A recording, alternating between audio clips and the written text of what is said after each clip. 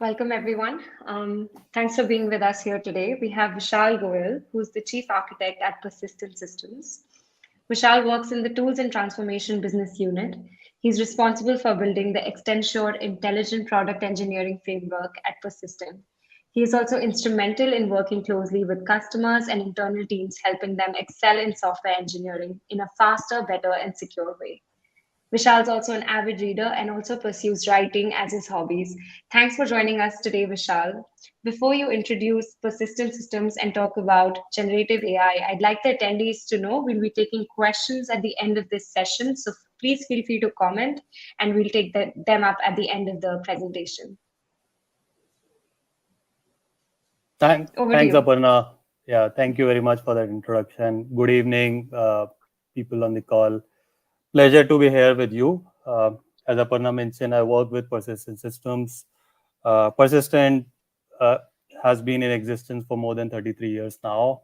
Our core DNA has been doing product engineering for all these years. Work with a large customer base, primarily based out of US, but we also have a big customer base in Europe and Asia Pacific and other geographies, right?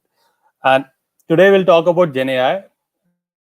And what I want to do today in next 45 minutes or so is give you a quick glimpse of these important areas. So what GenAI is, a lot of you may know what GenAI is, but I'll go a little from beginners on how this has originated and why this hype now versus last year.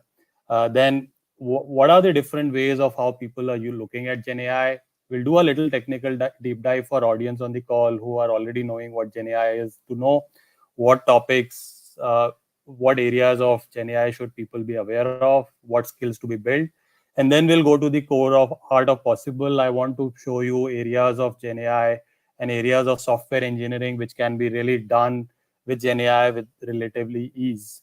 And then at the closing, I'll have some getting started notes for people to know how to start, which training courses to do, and so on. And then we'll open up for questions and any questions which people have. Okay. Now, if you look at GenAI, right, it is not something which is new. AI has been there in existence for starting from 2018, which is where Google released their BERT model, open sourced it. Then 2020 is when GPT came in play and OpenAI really started making a good impact in this whole space. But still, if you look at 2020, I know COVID happened, but nothing really happened much with even with GPT-3. People were doing bits and pieces of work, but nothing extraordinary was coming out of it. ChatGPT happened somewhere last year, and that's where things have exploded completely, right? And that's where we are calling it an inflection point. After ChatGPT came in, and people realized, oh, I can talk to data as a normal human being. I can get into a conversation, and the person who I'm talking to remembers, like I'm talking to Aparna right now. Aparna will remember the conversation, and she'll have a context to it. That's what ChatGPT does, right? And all of a sudden, everyone was kind of hooked on to Gen AI and understanding what it can do. And then if you see in last 6-7 months, things have just completely exploded, right? What ChatGPT came in, this was GPT 3.5. It was only text-based communication, but with then OpenAI launched GPT 4.0, where you can do much more. It is multimodal. You can do images, you can do videos, you can do music. A lot of applications have got released after ChatGPT. And that's where everyone on this planet today is looking at GenAI on how GenAI can solve not just in software engineering different areas, but how GenAI can be used across different industries. And we'll look at some use cases as we move along. But the advertising industry is using it, the healthcare industry is using it, you call it banking industry is using it. The content generation has become so easy with ChatGPT on how, in general, with GenAI, whether you use ChatGPT, whether you use Google Bard or anything else, right? And GPT-4 has completely changed the dynamics. If you hear the CEO of OpenAI, he was here in India. There was a session done. You would realize that they don't want to open out GPT-4 because they fear that if people know what GPT-4 can do, people will start misusing it as well, right? And we'll see some of the pitfalls of GenAI as well.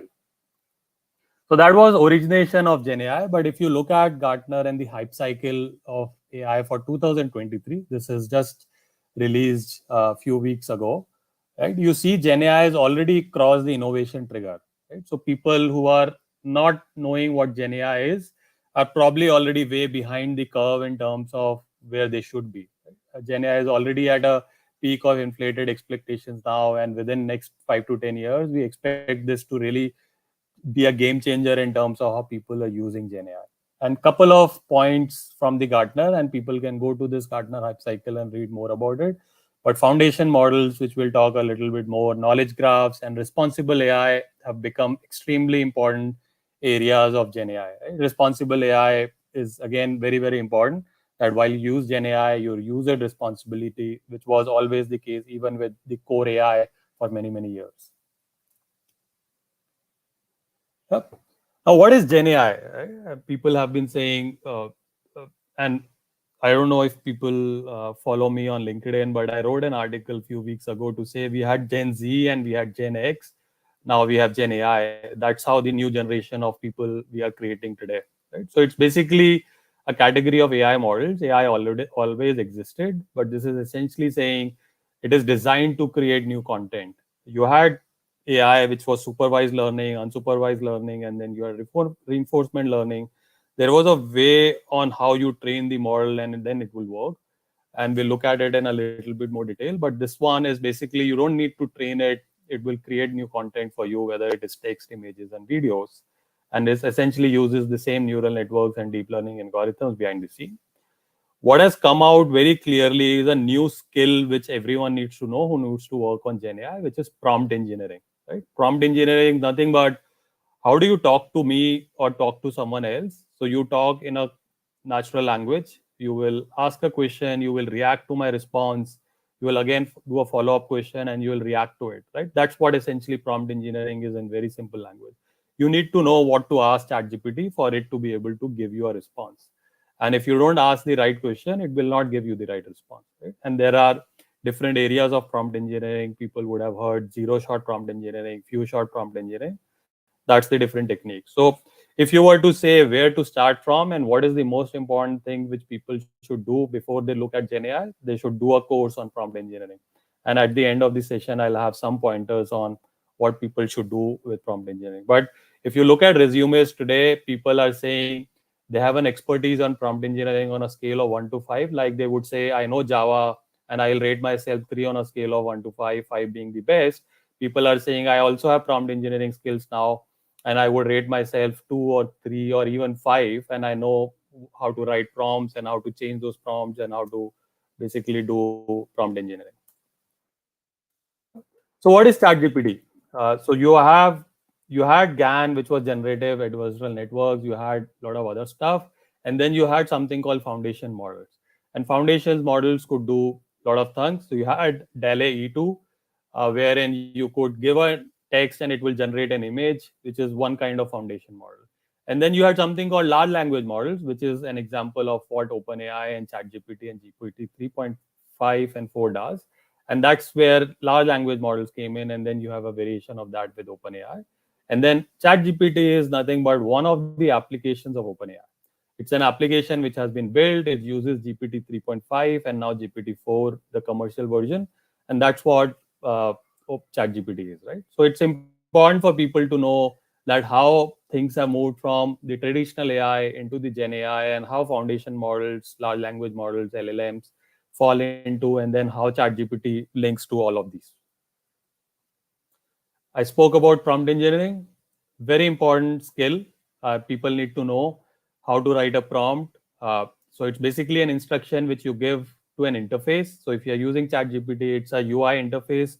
But if you're using something like LLM models in AWS or Azure or OpenAI, it's not a UI interface, but it's an API call. And to an API, you give a instruction that I want you to do this, whether you want to convert a program from one programming language to another or anything else.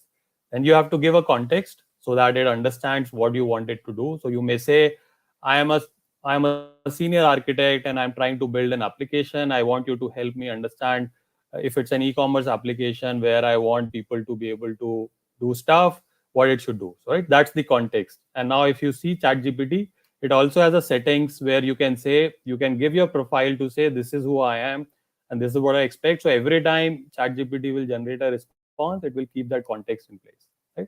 They give a question, that question goes through a large language model, it does the prompt engineering, creates the prompt, gets you the back, then you get the output. And that output is not just like a one-time response. You can then do a conversation with it the way you want to do it. This is important for people. What is changed? So if you see on the left-hand side, you have traditional ML models. This is how AI was always being used for many, many years, and we could still do whatever we are doing today. We could do text generation, we could do summarization, we could do sentiment analysis. So if you see, one of the good use cases was when we give reviews, Google reviews for a hotel or for any Airbnb facility, we could do sentiment analysis to say, is that review positive or negative or neutral, right? All this was still possible with traditional ML, and that's what a lot of times I get asked, that we could still do all that. We could still have a chatbot. ICICI Bank and HDFC banks, and all of them had chatbots. So what has changed, right? So what has really changed is the way these things work. So if you see traditionally, as I said, supervised learning, unsupervised, you had to train the model, and then you had to deploy it at some place for someone to use it. That was the architecture which was being followed till now. But with foundation models, with LLMs and ChatGPT, what has done is these are pre-trained on large volumes of data, billions of data from Wikipedia, from GitHub source code repos, which are open source and things like that.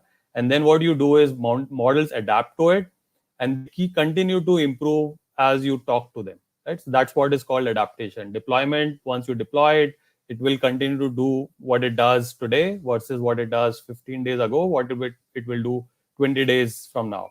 But foundation models adapt to whatever you do, whatever you fine tune, whatever you do prompt tuning. And that's the core difference between it. So no labeling of data has been done. While for training the model, a lot of work has been done. There is a lot of uh, manual effort which is involved to do training and reinforcement learning and all. But all that has been done by OpenAI, right? You and me don't have to do that. But once all that is done, you get a pre-trained model, and all you do is use that to write a book, write a story, whatever you want to do. Yeah. This is one example.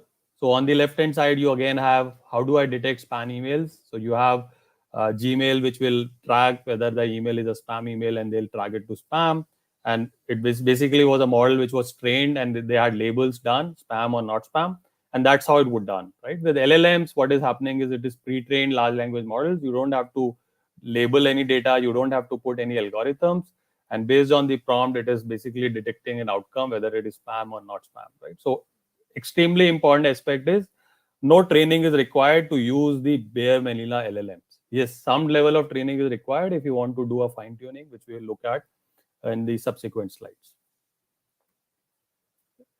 A lot of times people ask, what is the skills which we should build on, right? So let's go back pre-Gen AI, and we had people writing code who were developers. You had people writing test cases who were testers. You had cloud engineers who would focus on having skills on AWS or Azure or GCP, and they'll say, we are cloud architects, we are certified on cloud, we have done 5 certifications and so on.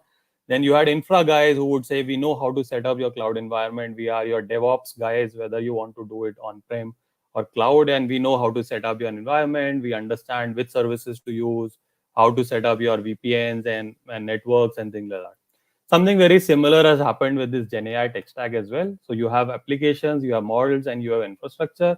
And people who are looking at entering the GenAI space would then pick and choose which area of GenAI stack they want to build their skills on, right? Not one single person would have skills across this entire stack. So some of you may say, we want to look at the hardware side of it. How does GPUs and TPUs, which are used to run these models on? So AWS has their own infrastructure. Similarly, NVIDIA has taken up, and you see Reliance and Tata have just joint partnerships with NVIDIA to use their chips and so on. That's one area of the skill set. Second is your cloud platform. So how do you use these cloud platforms? So a lot of people on this call may have skills on cloud already. They may be AWS certified or Azure certified and things. And they may say, yeah, I already know cloud. How can I use that skill which I've already built over last few years to really accelerate and come into GenAI? Right? And that's where, so you have solutions from Azure, you have OpenAI, and you have Azure ML Studios. Similarly, from AWS, you have AWS Bedrock and you have AWS SageMaker Jumpstart. That's those people who already have good, strong cloud skills should then get into that space and start understanding this space, right? Then you will have people who would be kind of developers and who would want to know, I'm a developer, I absolutely am not a data scientist, I don't know a lot of machine learning skills and all, and I cannot learn those skills. What is the area which I should then probably look at, right? And that's where the apps piece of area is extremely very important. So you have solutions from Microsoft like Copilot, you have Code Whisperer from AWS, you have Cody from SourceGraph. You as developers and engineers and testers should know how to use these solutions to be able to do different stuffs in software engineering, whether it is to write a code, fresh greenfield, whether it is to explain an existing code and understand the business logic, whether it is to be able to convert this code from one programming language to another. That's your core strength. You are able to write code in Java or C Sharp or React or whatever language you are, and then you play in that space. You don't get into the below space, which is core data science and things like that, right? And then there are data science engineers who will say, we want to train these models and make it very tuned with our own customer data, right? So customer will say, we have volumes of data, we use ChatGPT as it is because that's consumer grade, that's not enterprise grade. And we want you to support us to fine tune the model with our own data set and ensure that we can deploy it in an enterprise and it only responds to our questions, right? So as an example, if I am as persistent, I have HR, and I want to deploy a model which will only respond to questions which are HR related. So, right, when do I get my salary? Where do I see this policy and this and that? That's where you will start then training these models, or you will use a lot of open source foundation models to build very bespoke custom application. Right, so that's another area. The reason why I wanted to put this slide again is for people on the call, they'll be very interested on which area of GenAI should I pick up, because there are too many things. A lot of this is not known to people, and people see GenAI as something which is only ChatGPT. No, it is not, right? So your core skills which you have built over last few years as part of the industry, or even if you are fresher, you can pick up what the area of choice for you is and then start looking at it from that angle. Yeah. What I want to do is go to the next section of my presentation and talk about what are the learning paradigms. By learning paradigms, which means, do you want to build your own LLM models? So let's say you have money, you have document, you have the infrastructure, and you say, I want to build my whole LLM, which is what Meta is doing with Llama now, which is what OpenAI did with GPT. And if you have beans, why not do it, right? So this is what training LLMs from scratch is. You will create your own domain-specific models. The challenge with this is, as I mentioned, this requires massive amount of high-quality data. It needs a lot of computing powers. It needs a lot of data science talent to be able to do that. Now, is that impossible to do? Of course not, right? Bloomberg did it. So Bloomberg picked up the GPT model and that said, we want to train it for financial related data. So anyone talks to Bloomberg GPT, it will have a very strong context of financial data. And if you see the items highlighted in color, you will see they had 40 years of financial data. They had 7 billion tokens employed, 350 billion words, 50 billion parameters, and 1.3 million hours of GPU time. How many people on this planet or how many people on this call would have that kind of resources? Probably not, right? So is this an area which you should get into? Again, not for people like you and me, but for large organizations who have these resources, they can look at this space. Something which is doable, something which Persistent is looking at, something which a lot of organizations are looking at is this area of looking at LLMs, right? So you fine tune or train an existing LLM to add specific domain content, which is already trained on generic language, right? So this means some adjusting of parameters of the base model, substantially less data, but still needs a lot of data science expertise, right? And that's what Google did.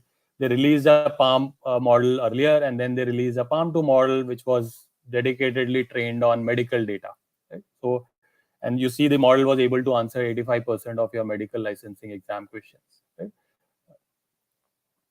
Third piece, which is where I do a lot of my work with my team as well, and which is the easiest of the three approaches and most prominent, which can do most of the stuff which you want to do without really needing a lot of data science expertise. What it needs is know-how of programming languages to be able to use frameworks. LangChain is something which is most commonly used. You have semantic kernel as well, which is there from Microsoft now, open source. This is something which is doable and reasonable for people to be able to do, right? So all you do is you are basically tuning the model with your own prompts, with your own content to a certain extent, and that's how you are able to train the model. And this is computationally most efficient from the three approaches. Doesn't require vast amount of data, so you will use your own data. So imagine you have your financial reports within your own organization, and you wanted to be able to prompt tune a chat GPT, and you have your own version of GPT deployed, while you would still use something like OpenAI to create embeddings and vector database. But you would ask questions, and the responses will come based on your own data set, not on data which is there globally available in chat GPT, right? So that's where three important areas in terms of understanding how you can use LLMs.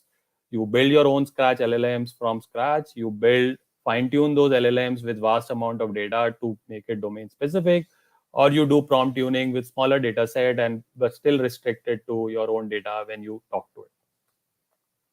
Example of prompt tuning, Morgan Stanley. So they created a chatbot for financial advisors. They use GPT-4 based model, trained it with a kind of a 100,000 records for search documents, and then it is able to provide expert advice to financial advisors, right? And they are now piloting it already with 300 advisors, rolling it out to 16,000 people. So I gave you three examples in each of the three areas: the scratch models, which is already available and known to people; the fine tuning, which is what uh, was done; and then you have the prompt tuning, which Morgan Stanley does. Again, this is not just related to software engineering. So a lot of these industries have started using these technology of GenAI for solving different problems. So you see communication industries obviously around chatbot and question answering, but healthcare has started doing a lot of this work around drug development. We as Persistent are engaged. So healthcare and life sciences is an important area for Persistent, and we do a lot of work with the global healthcare customers across the globe, and we have been talking to them on how GenAI can be used. Again, media and entertainment, content creation is a very important area which is known to everyone mostly. So you and me can also create content very easily. If I wanted to write a story today, I can give it a simple prompt saying I want you to write a story about something, and you describe a scenario like you define a user story, and it will generate massive beautiful content. And if you were to use some of the solutions like Midjourney and others, you can actually create a film with video content and things like that, right? So as I said, it is not just text. You can use it for multimodal text, images, and videos and things like that. Financial, we already spoke about Bloomberg GPT. So a lot of companies like Mastercard and Visa would start looking at using ChatGPT, generative AI for doing fraud detection and risk management. Again, very important for people to know all this was still being done. As you saw, the traditional ML models would still be able to help you do fraud detection. Now, GenAI is obviously escalating it and taking it to the very next level, wherein it is pre-trained, it has large volume of data, which is context there, and all you are doing is tuning in top of it. Right? So a lot of use cases across different industries. This is just a sample, but as I said, we are talking to we have spoken to more than 100 plus customers around GenAI in last few months, and we have seen very different use cases coming in from different industries. Again, an important slide for people on this call on what do we do, what kind of skills we build, and I touched upon this in my Gen AI stack in terms of where you should play. But again, you see different organizations would play different roles. So there will be providers who would look at a product and creating a LLM model, and they will build foundation models from scratch, like I showed you in the earlier slides. And they are the providers. They would need deep end-to-end ML skills, NLP skills, data science skills. They would have hardcore data science engineers who would start building these models, something like GPT. So if we had to build something like GPT from scratch, that's what these providers are doing, right? AWS has built their Titan model. Microsoft would build something else, or they'll use OpenAI. Meta has built LLM, Llama, and then you have companies in UAEs and others building a lot of these models. And then you have tuner. These are the organizations will say we will not build something which uh, providers are doing, but we'll use what providers has given to us. So we'll use GPT 3.5, 4, we will use Llama model, we'll use title models, and we'll fine tune them and create our own applications for people to consume, right? So they would still be in the business of creating something for B2B or B2C, but they will then fine tune what has been given by providers. They would still need ML expertise, but not as deep as the providers. And then you have consumers, which is what a lot of people would do, a lot of organizations will do, saying, guys, we will not look at provider and tuner scenarios, but we'll interact with the GenAI, whether using a chat interface or using OpenAI calls. So a lot of this work on consumer space is being done using either the chat GPT 4.0 commercial version, which has an API available as well, or as your OpenAI, or the OpenAI APIs directly. So all these are commercial offerings then, and they would have security inbuilt as part of this. They will have data privacy, they will have data protection, that they will not use your data to train the existing models and things like that, right? A lot of work today by organizations and enterprises is being done in this space of consumer, where you use what provider and tuner is giving it, and then you are prompt tuning it. And I believe a lot of people on this call should focus on building their skills around this space today. While people who come with the AI ML expertise, or people who are doing their engineering and they are in third or final year engineering and they're doing a course on AI and deep data science and all, could also look at something around tuner. I don't think so. Provider is an area which a lot of you people would want to get into, until unless you then join an organization, build your skills, and then they are working on that space. Right? We'll do a little technical deep dive now. This is the third section of my deck, where we'll talk about little important uh, skills which people need to build, important terms which people need to know to be able to get into GenAI space, especially if you are trying to even understand what GenAI does behind the scenes. Right? So we spoke about a little bit. It combines various AI algorithms to present and process the content. You can give it an entire book. So you have models like Anthropic Cloud 2 API, which can take 100,000 tokens now. Right? So GPT-4 can only accept 32,000 tokens, but something like Anthropic Cloud 2 API can accept 100,000 tokens. So imagine the power of using a model like that. So you can do a lot of stuff, and that's where these models are available. You had BERT, which came in many years ago, but you have Lambda and others. These are models, and on top of these models, you have GenAI interfaces. As I said, BART from Google is open source, free to use. ChatGPT from OpenAI is open source, free to use, the 3.1. And then if you have DALL-E and DALL-E 2 as well, where you can generate images. Right? That's how the things work. Right? But what works behind the scene is a couple of important things. Right? Transformer model architecture. So people who want to get a little deeper should understand what transformers are, what do they do, how do they work. They have something called attention, and that's where the conversation happens. So when you write a first prompt and you get a response, what it is doing behind the scenes is there is a attention which is happening. So it is basically paying attention to what you said earlier, and then when you're saying now, it is basically putting a context to it. Right? And that's where it says that transformers can process very long series, and they can process each word or token in parallel, which enables them to scale more efficiently. Right? And all your large language models today use this concept of transformers. Right? So ChatGPT, Google Search, DALL-E, even Google Search, which was there before GenAI as well, would use something like this as an architecture. So people who want to get a little deeper, they should start getting into this. They should do. There are a lot of research papers available on transformers and how the architecture works. You can start getting into a little bit more deeper. Again, an important concept. So a very big difference between GPT 3.5 and GPT 4. 3.5 was text to text. You would send a text, it will respond with a text. GPT 4 actually became multimodal, right? So you can actually get an output which you can have an image. You can give it an image, it can process an image. You can give it a video, it can process a video. You can ask it to create a PPT based on your input, and it will create a PowerPoint presentation which you can then download.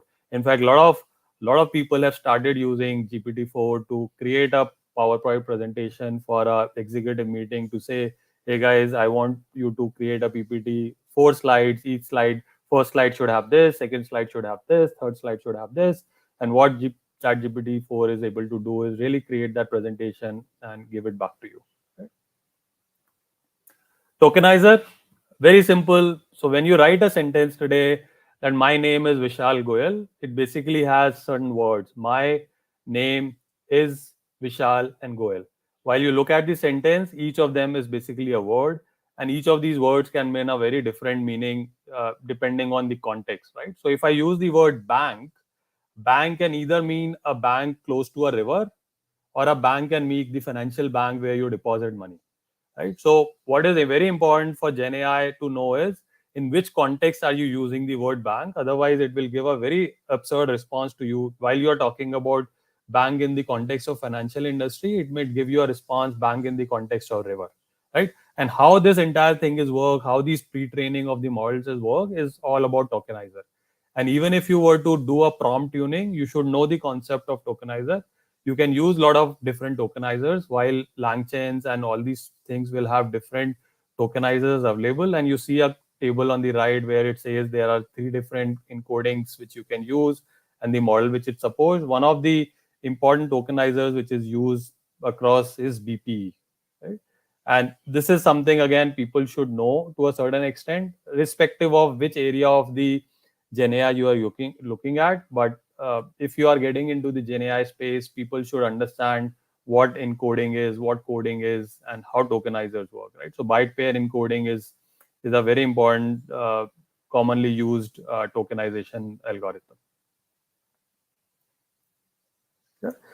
Again, very important concept which is used in prompt tuning is retrieval augmented generation. And that's how you basically use your pre-trained models to be able to retrieve information based on your own data, which is not large data, but small data. And that's how this concept of retrieval augmented generation is. Now, this itself is like a separate discussion and a topic, but what I wanted to do on this call is to be able to tell people that this is an important area. You should know what this is. You should be able to use these skills when you use open source framework like LangChain and others, and be able to fine tune or prompt tune your models or prompt tune your applications based on something like this, right? So as it says, it's a two-step process. It uses a knowledge base using a retriever, and it generates a response based on that retrieved information and input query using a generator. So it uses the input query, and it uses the relevant information which you have fed into the existing LLMs, and then it is able to retrieve and give that response back to you, right? And this is extremely important skill for people to know. Even though you may use standard IDE solutions, but at some point in time you will get out of IDEs and you will start doing something more than just using IDE solution and app solution. And this is an important skill for people to develop. Again, some of the common use cases, and some of these are based on the work which me and my team does. You have different screenshots, and screenshots are not important and relevant for people to look at, but what is important is you can do a lot of stuff, and we'll talk about the art of possible in my next section of this session. But you can do text generation, you can generate image, you can generate an entire code, which is what we will look at in detail. You can do a language translation, Spain to English, English to French, and so on. You can explain a code, generate unit test cases, even generate a document for your code, right? So if you had, let's say, millions of lines of code written over a period of time, no documentation exists for it. How do you then create a documentation out of it, so that and keep that document updated? Is something which has been possible with the likes of GenAI. Yeah. And this is just a image of how document generation works. So you have a code and you have tools available. You see on the top left here, you see generate code here, and that's how you can do that using the IDE itself if you wanted to do it within an IDE. Yeah. Now I'll come to the core, which is the next section, which is the art of possible, which is potentially why all of you are here, on what's possible to be done using software development, right? Is it just writing a code, or is it writing unit test cases, or it can do much more than that? And that's what a lot of work which me and my team have been doing, a lot of these discussions which we have been doing with the customers as well, that do you use GenAI for just writing the code or do much more than that? So this is typical SDLC cycle. You will have a design team. So typically this is your business analyst who will say, this is a user story, this is my design explanation. You will have a UI UX guy who will say, I'll use something like Figma to create wireframes and UI designs.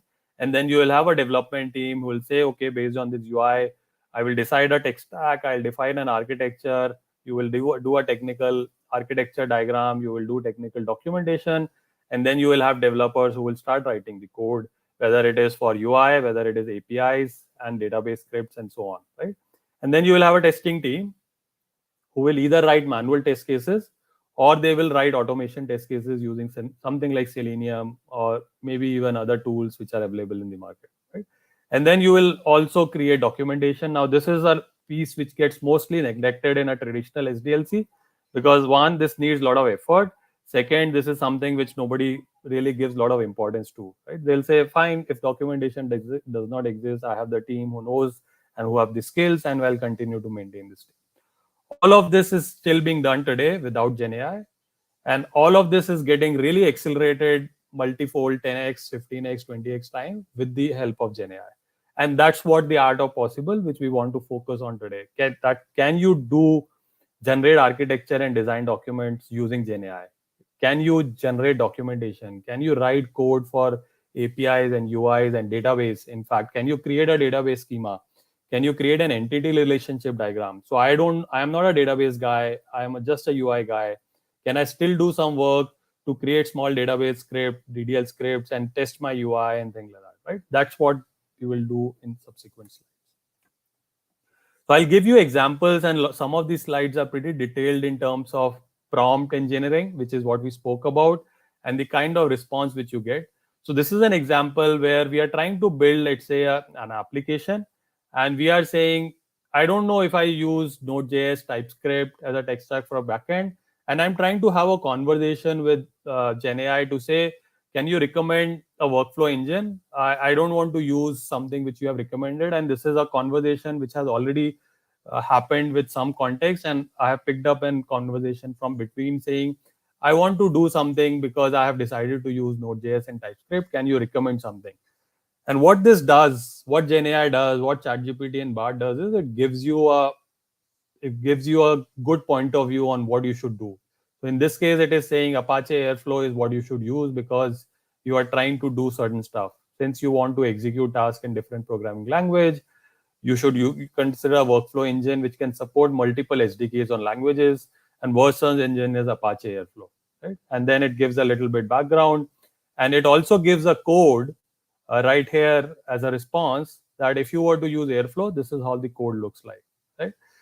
So again, just take a pause, look at what I'm trying to tell you here is that it is not just writing a code, but it is also being able to get a very intelligent discussion when you are trying to finalize an architecture.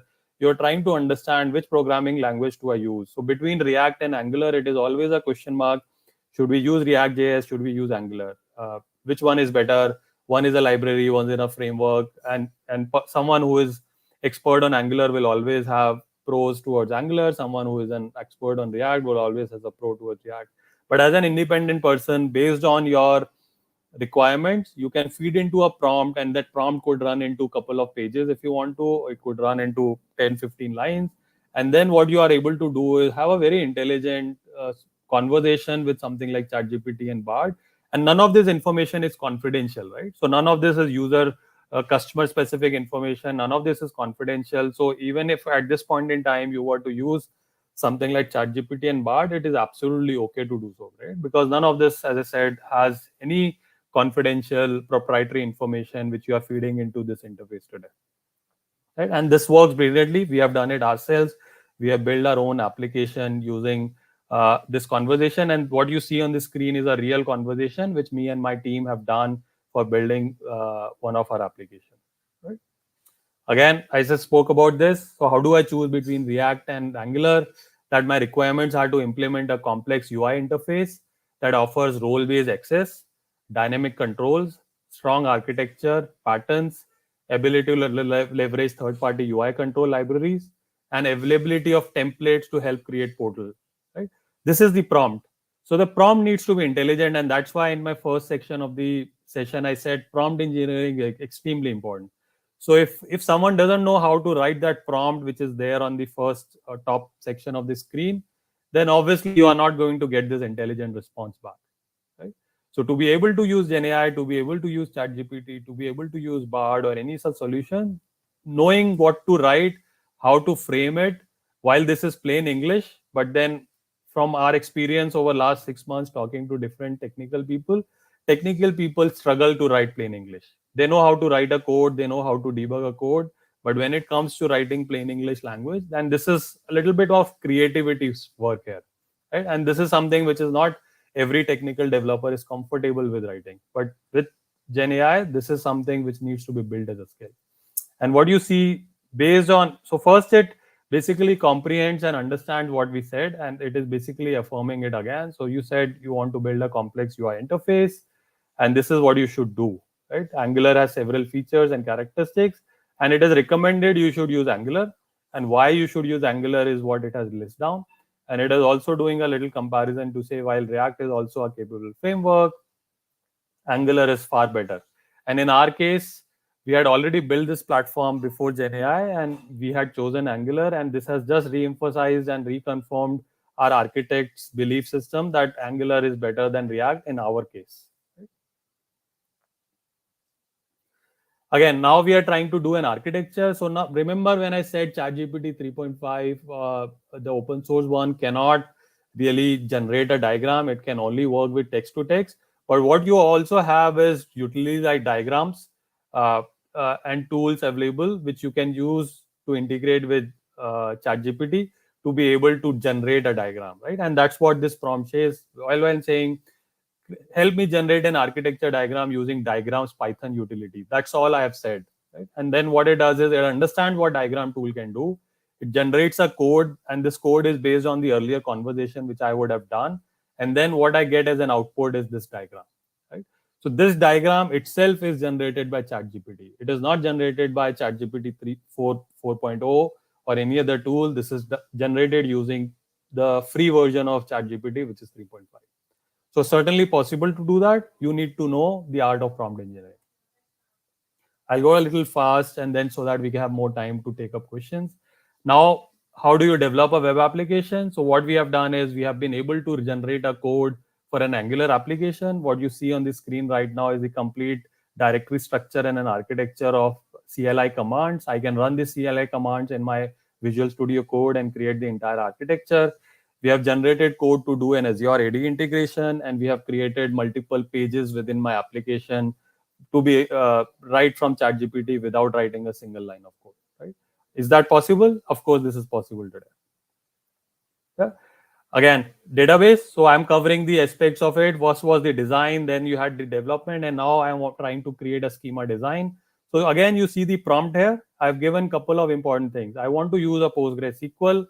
I want you to create SQL scripts, and I am a database architect, and I want you to do all this, right? And it says I would do this for you, and it generates the scripts. Now I have given a long prompt. You see the size of this prompt here. I've defined what I want you to do, and it basically generates my script for creating tables with primary keys, foreign key, and all. All this is again done using ChatGPT. Right? So people who are there on the call who have not done a lot of this work and who are getting surprised, please don't be surprised. That's the art of possible. That's the aim of this session. That was the messaging, right? So this all is possible, and this is what is real. We have done it. I have not copy pasted these images from Google and telling you this in this session. Again, you can create sample data. So a lot of times you will say, okay, now I want to populate the data in my tables, which I have created earlier. So it has created your insert scripts now using the same tables. You can create stored procedures, and you can also resolve problems on those procedures, right? So if you have generated a procedure and you say, I tried executing this procedure and I got an error message, it will then fix that code, and it will give you a modified procedure code which will fix that problem, right? So then again, it's a conversation which you're doing. How do I generate manual test cases? Again, you give a prompt right here, and now you could give this prompt in Jira. There are plugins available with Jira. So Catalan has a plugin available in Jira which can help you write this user story in Jira, and then it will create these manual test cases. And then your tester can start. So imagine you have testers who have never done testing, and you are a seasoned tester. You give this to someone, and they would be able to start doing testing very easily for any application. This is generating a Selenium script again for Python. So I gave some context to say, I want you to do this. I want you to use a dummy email ID and password, and it is able to generate a Selenium script for us. Last section, where do you start? What do you do? Some of the things very important for people to know, that while GenAI looks brilliant and it looks fascinating, there are things which are important for people to know. uh, it has bias, so it can hallucinate, right? So a lot of times you will ask it a question and it will generate a response which will look extremely real. You will say, can you give me a company which does this, and it will make up a company to say company Vishal Goyal Incorporation can help you do this is based in Pune, and this is $1 million company. All that is hallucination and it is not real, right? So very important for you to know what content gets generated and validated. It can obviously do bullying, so it can start creating fraudulent activities and it can create malware and a lot of this stuff, right? So this is important for people to know, that while you're using it, it can generate a code which has copyright issues, and you have a lot of litigations which are already filed by people from the open source community on OpenAI and others, that you use our code which was there in OpenAI open source, and you use that to train your model, and this is copyright violation of our open source code. Now, these are some references, and I maybe some of these will get published later on after the session. But what you should look at is, there are courses available on deeplearning.ai, which is managed by Andrew Ng, and these courses are available free of cost for you to be able to do. And ChatGPT prompt engineering is your first course, which people should do it hands-on. Right? It's a very small course, short course, which you should do, but there are others as well. GitHub Copilot, again, people who want to start doing coding and development using from IDE, very important to use. Again, this is a free course on Microsoft.learn. So go to Microsoft.learn and start doing this course for Copilot. Uh, Azure OpenAI service, again, a course available on Microsoft.com, which will tell you what OpenAI service is, how you can consume this into your Python code and things like that. Like you have Copilot from Microsoft, you have Code Whisperer from AWS. So there is a course available on AWS website, and you can go there and start doing. They also have a curated hands-on uh,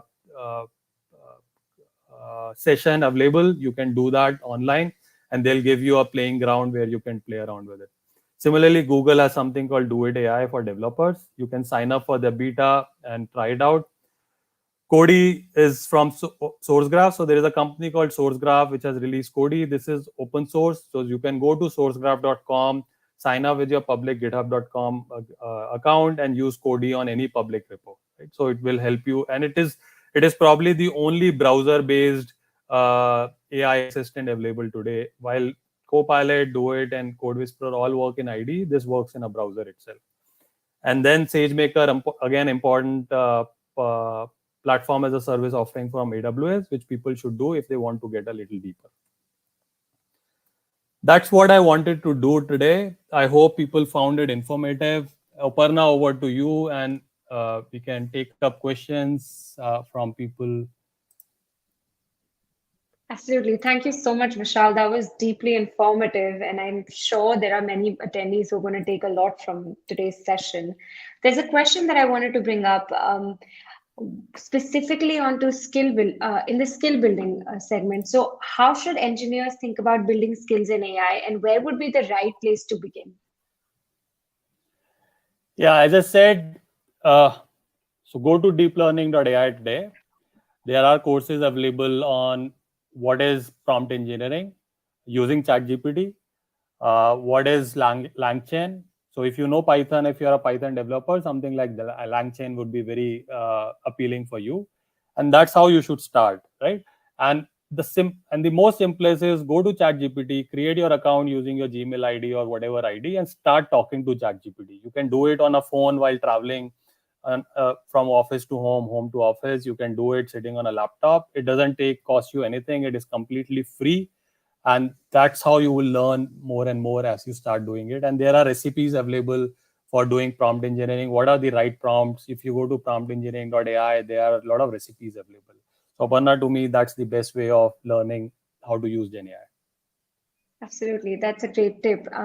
Another thing that I wanted to ask is that engineers often seek real-world examples to comprehend the impact of emerging technologies. So if you could share a specific real-world example of how generative AI has improved a software development process or elevated a software quality, that'd be really helpful.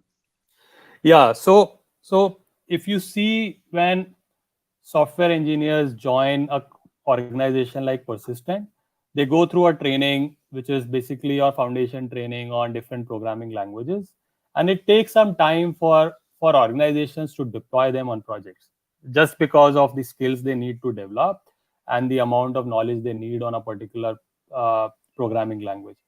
With GenAI, what we are seeing right now is that the ability to be able to deploy these engineers who have joined us into projects is much faster, right? Because they would be able to generate code, write code, explain a code which already is there much easily. That's one example. Second example which we are seeing is at Persistent. So let's say we are working for a customer who has another vendor working on an application, and for some reason customer is not happy with that vendor and they want to transfer that application and do work with Persistent, and Persistent is going to take over that product which runs into a million lines of code. And imagine there is no documentation available for that particular application, and it's a hostile takeover. The existing vendor is not ready to do any knowledge transition. So how do you understand that code for developers? And that's where GenAI is able to explain that code in function by function, lines by lines, and be able to really improve the developer productivity in understanding that code and refactor it and modernize it. Another third use case is so in my experience, what we have seen is while developers write code, they do a fantastic job. They don't write unit test cases, right? And that gets ignored most of the time. But if that needs to be improved now with Gen AI, you can actually generate unit test cases, improve the code quality, and improve the code coverage of unit testing the code. Right? So those are three good use cases which are seeing in the context of software engineering very prominently coming to us, Aparna.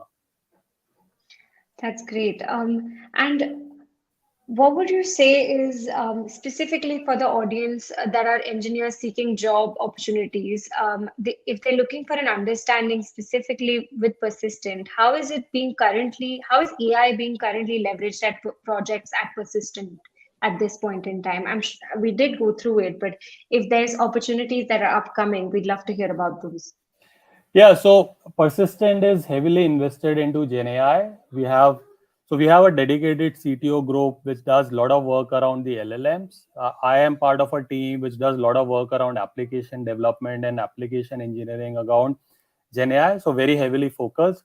We have excellent partnerships with all the hyperscalers. So if you look at Microsoft, we have dedicated partnership to use Azure OpenAI. If you look at AWS, we have early access to Bedrock and SageMaker Jumpstart. If you look at GCP, again, we have a dedicated partnership with the Google Cloud Platform, right? So these are the areas where we have been primarily heavily invested in. And then we have a lot of other partners where they have started adopting Gen AI into their products, and we are then using their products to give this advantage back to the customer, right?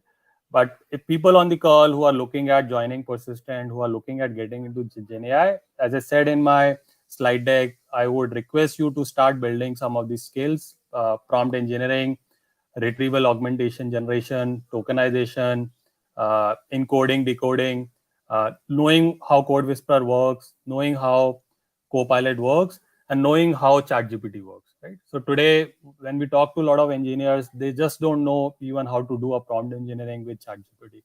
I guess those are basic hygiene skills which we expect people to know now. Absolutely. We do have a question from one of the attendees who's asked, what is the process to use Gen AI for Azure, Google, AWS DevOps? If you could elaborate on the process of that, that'd be really helpful.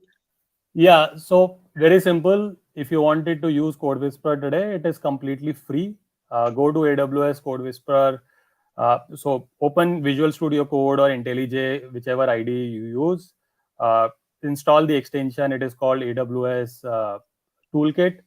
Uh, create a builder ID using your Gmail ID or whatever personal ID and start using it. Right, all the capabilities. So generating a code, adding a context to a code. You can download a public source repo from GitHub. So let's say you don't know how to write a code, download a public repo from github.com into your IDE, clone it, and start using it. So that's AWS, right? And DevOps. So DevOps things will remain the way they are, right? So DevOps is not changing with GenAI. If you want to use Azure, again, you can go to Azure, create a free account, use an OpenAI.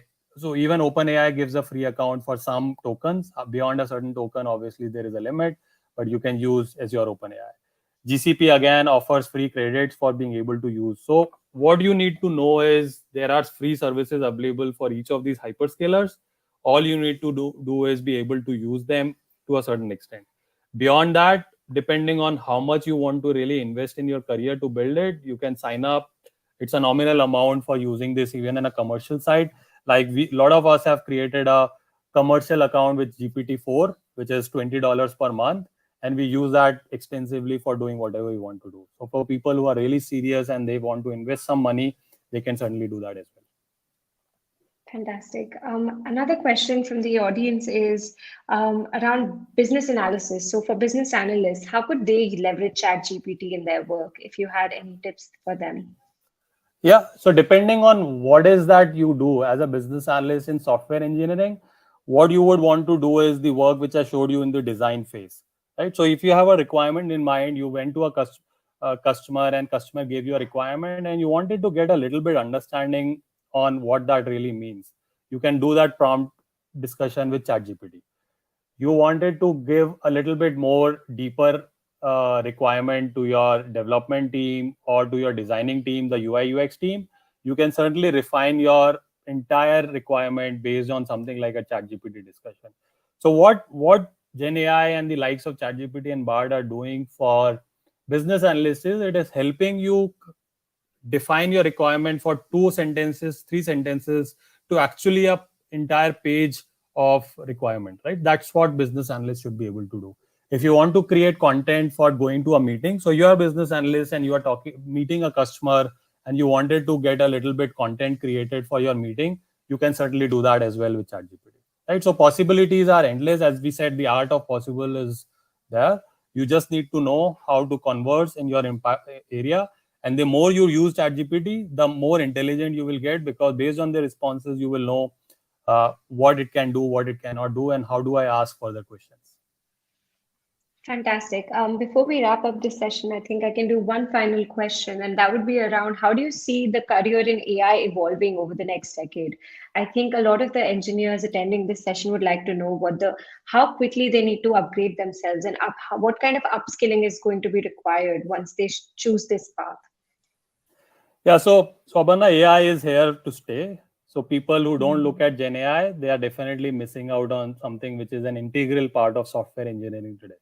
Any organization you join today, whether you join a startup, whether you join a enterprise like Persistent, Gen AI will become an important area. No matter whether you join us as a tester, whether you join us as a developer, whether you join us as a business analyst, or whether you just join even in teams like legal and corporate teams, and even as part of the finance teams, Gen AI will become extremely important, right? So that is the first important aspect for you to know. This is not something which is nice to have stuff. This is hygiene now as part of your professional career development. Now, what do you need to know? As I said, as part of my deck, as a part of my session, they're an important. So if you are a data scientist and you already are hardcore into machine learning, you should look at doing the fine tuning aspect of it. You should start getting into something like AWS SageMaker, the Jumpstart, and the AWS Bedrock stuff, right? So that's for people who are already AI experts, who know machine learning, who know deep learning, who have been doing Python programming and do know the algorithm using XGForest and things like that. But for people who come with hardcore, strong development background, or who want to build a career in development and not necessarily get into data science and machine learning, start doing prompt engineering, start doing all those courses which I mentioned, start understanding what these tools do, like Code Whisperer and Copilot and Cody and all. That itself is a great platform. Once you join the organization, then as part of project and onboarding, we will then get you into a little bit more context of what you are expected to do. But those are base skills. Like you always learn Java and said, I know Java and I can do anything in Java. My expectation, if I was to hire someone in my team for GenAI, I'll say, tell me what is prompt engineering, tell me what is tokenization and encoding, and tell me how Code Whisperer will work. I'll give you a laptop with Visual Studio Code installed and Code Whisperer installed, and I'll ask you to do 5 things now. That's how we will then start evaluating people to hire in the space of GenAI. Fantastic. Thank you, Vishal. This was one of the most informative sessions, and we're really grateful for your time. And um, thanks for being with us here today. And we'll wrap Yeah. up the session with that. And thank you so much. Thank you, Aparna. It was pleasure being here, and I hope people on the call found it informative. And thank you again. Great.